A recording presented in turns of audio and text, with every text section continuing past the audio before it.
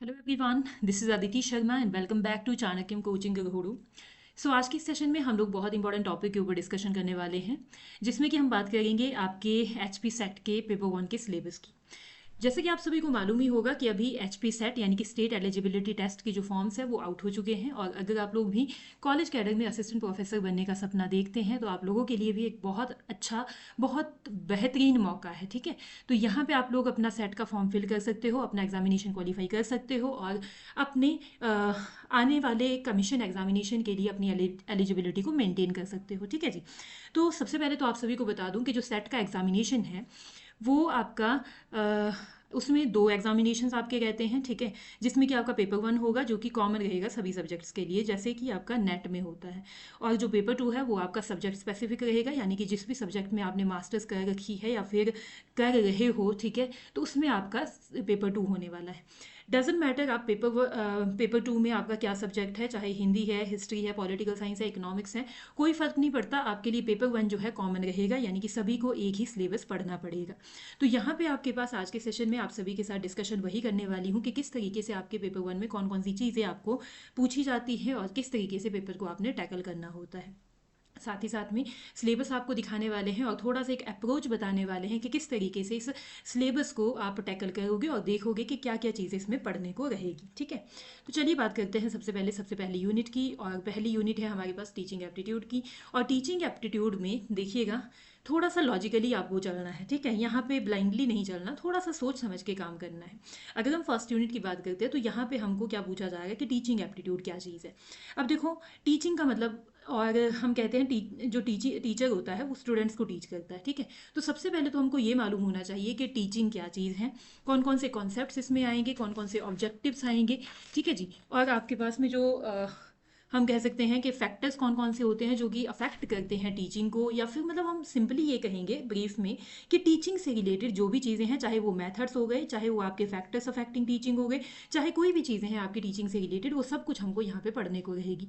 Then उसके बाद आप सभी को मालूम है कि जो टीचर होता है वो एक टीचर जो है स्टूडेंट को पढ़ाता है, यानी कि लर्नर को पढ़ाता है। देन हमको ये पता होना चाहिए कि जो लर्नर है वो कैसा होना चाहिए, उसकी क्या विशेषताएं होनी चाहिए, छोटे बच्चे कैसे होते हैं, बड़े बच्चे कैसे होते हैं, ठीक है, एडल्ट लर्नर क्या है, एंड्रोगॉजी क्या है, पेडागॉजी क्या है। तो वो सारी चीज़ें हमको यहाँ पे लर्नर्स के अंदर देखनी है, यानी कि हमने टीचर भी देख लिया, ठीक है, हमने लर्नर भी देख लिया।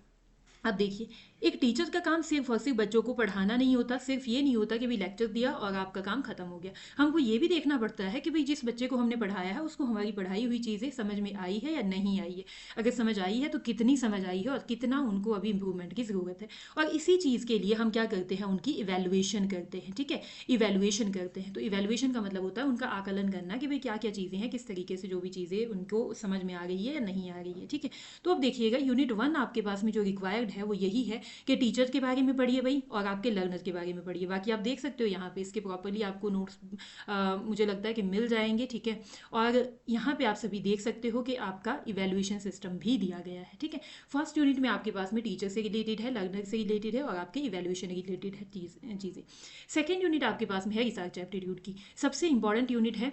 और अगर कोई यूनिट ऐसी है आपकी जो यहाँ के अलावा आगे आपके हायर स्टडीज़ में भी काम आएगी, जस्ट लाइक योर पीएचडी। ठीक है, अगर आप पीएचडी भी करते हो तो वहाँ पे भी रिसर्च एप्टीट्यूड काफ़ी काम आएगी। तो यहाँ पे आपको देखना होता है कि रिसर्च क्या होती है, टाइप्स ऑफ रिसर्च क्या है, बहुत इंपॉर्टेंट क्वेश्चंस बनते हैं इससे। ठीक है, मेथड्स क्या क्या होते हैं रिसर्च के, ठीक है जी, और आपके स्टेप्स क्या क्या होते हैं रिसर्च के, थीसिस एंड आर्टिकल राइटिंग क्या होती है, ठीक है जी, एप्लीकेशंस क्या होते हैं, मतलब आईसीटी के साथ में रिसर्च को किस तरीके से रिलेट किया जाता है, रिसर्च एथिक्स पढ़ना, यानी कि एथिक्स को किस तरीके से रिसर्च में लाया जाता है, वो सारी चीज़ें आपको यहाँ पे देखनी है। ठीक है, तो ये है आपकी सेकेंड यूनिट। तीसरी यूनिट में आपको कॉम्प्रीहेंशन पूछा जाता है। कॉम्प्रीहेंशन आपके पास, आप सभी को मालूम है, हम स्कूल लेवल से ही पढ़ते आए हैं इसको, कि एक पैराग्राफ दिया होगा, एक पैसेज दिया होगा जिसे हम अनसीन पैसेज भी कहते हैं। ठीक है, तो उस पैसेज को पढ़ के उसके बिहाफ पे आपने क्वेश्चंस देने होते हैं, क्वेश्चन के आंसर देने होते हैं। ठीक है, तो उस तरीके से ये तो आपके प्रैक्टिस बेस्ड चीज़ें हैं, आ जाएगी आप लोगों को। नेक्स्ट आपके पास में है कम्युनिकेशन। कम्युनिकेशन में आपको देखना है कि मीनिंग कम्युनिकेशन का क्या होता है, types and characteristics of communication, communication क्या है, ठीक है, वर्बल कम्युनिकेशन क्या है, नॉन वर्बल कम्युनिकेशन क्या है, इंटर कल्चरल कम्युनिकेशन क्या होती है, डिफरेंट टाइप्स ऑफ कम्युनिकेशन आपको पता होनी चाहिए, ठीक है। क्लासरूम कम्युनिकेशन क्या होती है, बैरियर्स टू इफेक्टिव कम्युनिकेशन। अब देखिए हम बात कर रहे हैं तो हमारी कम्युनिकेशन में बैरियर्स है, ठीक है। तो वो बैरियर्स क्या क्या हो सकते हैं वो आपको जो है पता होना चाहिए। मास मीडिया एंड सोसाइटी के बारे में आपको पढ़ना है कि क्या क्या रोल यहाँ पे मास मीडिया का रहता है कम्युनिकेशन में।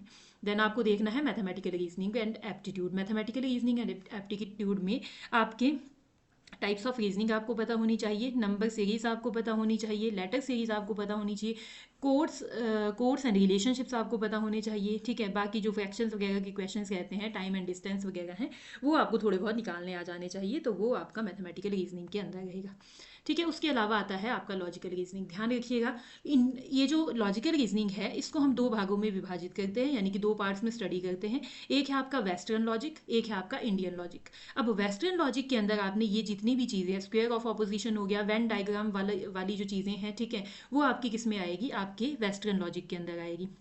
लेकिन अगर हम बात करें इंडियन लॉजिक की, तो कहीं ना कहीं मुझे लगता है कि आज की डेट में अगर हम एनटीए यूजीसी नेट की बात करते हैं तो वहाँ पे तो ये इंडियन लॉजिक का बहुत ज़्यादा वेटेज रहता है, ठीक है। काफ़ी क्वेश्चंस आपको इंडियन लॉजिक में से पूछे जाते हैं। तो यहाँ पे आपको क्या करना है कि इंडियन लॉजिक से काफ़ी सारी चीज़ें हैं जो आपको देखनी है। अब मुझे लगता है कि टू बी वेरी ऑनेस्ट ये ऐसे बुक्स वगैरह पढ़ के ज़्यादा अच्छे से समझ नहीं आती है, तो आप कोशिश कीजिएगा कि इनको अगर सुनकर, ठीक है, वीडियो लेक्चर्स वगैरह देख के बनाएंगे तो ज़्यादा बेटर रहेगा, ठीक है। तो बाकी देख लीजिएगा इसमें प्रमाणा क्या होता है, शब्द क्या होता है, अर्थपति क्या है, ये सारी चीज़ें आपको यहाँ पे देखनी है। नेक्स्ट बात करेंगे डाटा इंटरप्रिटेशन की।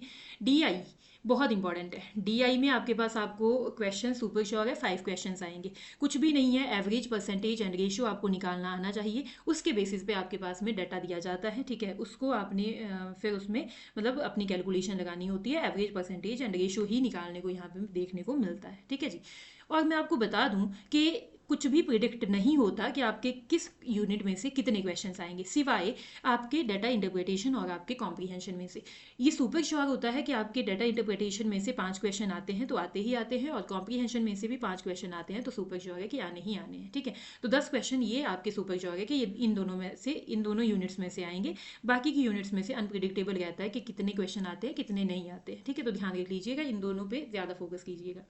आगे बात करते हैं आईसीटी की। बहुत ही ऐसा नहीं जाना है आपने कि आईसीटी को बहुत इन डेप्थ में पढ़ो, बहुत ठीक ठाक, मतलब हम कहेंगे कि बेसिक लेवल की आईसीटी भी पढ़ोगे तो ठीक रहेगा फॉर सेट। लेकिन अगर हम नेट की बात करते हैं तो नेट के लिए अभी आपको काफ़ी ज़्यादा एडवांस हो गए चीज़ों को देखना पड़ेगा, ठीक है। तो यहाँ पे आप बेसिक वाली चीज़ें हैं, एब्रीवेशंस वगैरह है, ठीक है, रैम रोम क्या होती है, एंड आपके हम कह सकते हैं मेमोरीज जो भी आपकी रहेगी, स्टोरेज डिवाइसेस क्या है, ठीक है, या फिर आपके हम देख सकते हैं कि बहुत सारी चीज़ें हैं इसमें जो आपको आईसीटी के अंदर देखनी होगी, जैसे कि आपके इनपुट आउटपुट डिवाइसेस क्या होते हैं, ठीक है जी, और आपके काफ़ी कुछ है जो आपको यहाँ पे देखने को मिलेगा, ठीक है। बाकी मुझे समय लगा तो मैं डेफिनेटली इसके बारे में डिटेल्ड सिलेबस आप सभी के साथ शेयर कर दूंगी ताकि आपको कोई कन्फ्यूजन ना हो इसमें। नेक्स्ट बात करते हैं 9th यूनिट की, जो कि है पीपल डेवलपमेंट एंड एनवायरनमेंट। बहुत इंपॉर्टेंट यूनिट है और काफ़ी लेंदी यूनिट है, ठीक है। इसमें ज़्यादातर चीज़ें करंट बेस्ड रहती हैं। यहाँ आपको पता होना चाहिए जैसे कि पॉल्यूशन क्या होते हैं, डिफरेंट टाइप ऑफ पॉल्यूशंस क्या होते हैं, ठीक है, एयर पॉल्यूशन क्या है, वाटर पॉल्यूशन क्या है, तो ये सारी चीज़ें यहाँ आपको मालूम होनी चाहिए।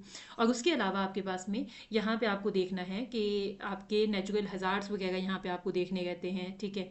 और उसके अलावा आपका हम कह सकते हैं कि SDGs, सस्टेनेबल डेवलपमेंट गोल्स वगैरह है, वो आपको यहाँ पे देखने पड़ते हैं, ठीक है जी। साथ ही साथ में जो एनवायरनमेंट प्रोटेक्शन से रिलेटेड जितने भी कन्वेंशंस एंड प्रोटोकॉल्स बने हैं वो आपको यहाँ पे देखने पड़ते हैं। तो ये सारी चीज़ें आपको पीपल डेवलपमेंट एंड एनवायरनमेंट के अंदर देखने को मिलेगी और आपको देखनी चाहिए, ठीक है जी।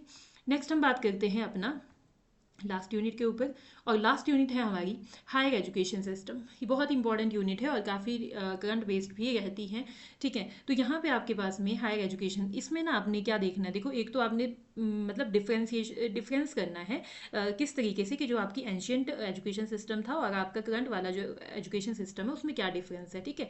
तो उसमें आपने देखना है कि जैसे बुद्धिज़्म है, बुद्धिज़्म में किस तरीके से शिक्षा दी जाती थी, ठीक है जी। और आपके पास में हम कह सकते हैं कि इसके अलावा जैसे कि हायर एजुकेशन में समय समय पे किस तरीके की डेवलपमेंट्स हुई है वो आपको यहाँ पे देखना होगा, ठीक है। जैसे कि आपके कौन कौन से कमीशंस बने हैं, कौन कौन से आयोग बने हैं, राधा कृष्णन कमीशन क्या है, कोठारी कमीशन क्या है, तो वो सब कुछ आपको यहाँ पे पढ़ना पड़ेगा और क्रोनोलॉजिकली चलना पड़ेगा, क्योंकि पेपर 1 आपके पास काफ़ी फैक्चुअल रहता है और डिमांड करता है आपकी इन डेप्थ नॉलेज को, ठीक है। और उसके अलावा आपका यहाँ हायर एजुकेशन के अंदर आपको जैसे इंस्टीट्यूशंस है हमारे, जैसे कि आपका यूजीसी हो गया, आपका AICTE हो गया, ठीक है जी, और आपके जो भी जैसे नैक हो गया, नेशनल एक्रेडिटेशन काउंसिल वगैरह जो भी चीज़ें हैं, ठीक है, उसको आपको पता होना चाहिए, ठीक है। जैसे कि आपका या तो आपके यूनिवर्सिटीज़ हो गई, ठीक है, वो भी आपको पता होनी चाहिए, प्राइवेट यूनिवर्सिटीज़ कितनी हैं, डीम्ड यूनिवर्सिटीज़ कितनी हैं, ठीक है, कौन कौन सी प्राइवेट में आती हैं, कौन कौन सी डीम्ड 2 में आती हैं। एंड उसके अलावा आपके पास में हम कहेंगे कि उसके अलावा NEP 2020 बहुत इंपॉर्टेंट और काफ़ी ट्रेंडिंग टॉपिक चल रहा है आजकल, नेशनल एजुकेशन पॉलिसी या फिर न्यू एजुकेशन पॉलिसी 2020, इससे भी काफ़ी क्वेश्चंस आपको देखने को मिलेंगे, तो इस पॉलिसी को बहुत अच्छे से देख लीजिएगा, ठीक है। तो ये आपके पास में काफ़ी हमने थोड़ा बहुत यहाँ पे ब्रीफ में चीज़ों को देखा है, ठीक है। अगर आप लोगों को चाहिए कि इसमें हर यूनिट में डिटेल में आपको चीज़ों को जानना है, तो आप लोग हमसे कह सकते हैं, I will definitely try to make a separate video on that particular thing. So ये था आपका आज का सेशन। बाकी वीडियो पसंद आई हो तो वीडियो को लाइक ज़रूर कीजिएगा, चैनल को सब्सक्राइब कीजिएगा और अपने फ्रेंड्स के साथ में शेयर करना मत भूलिएगा। Thank you so much.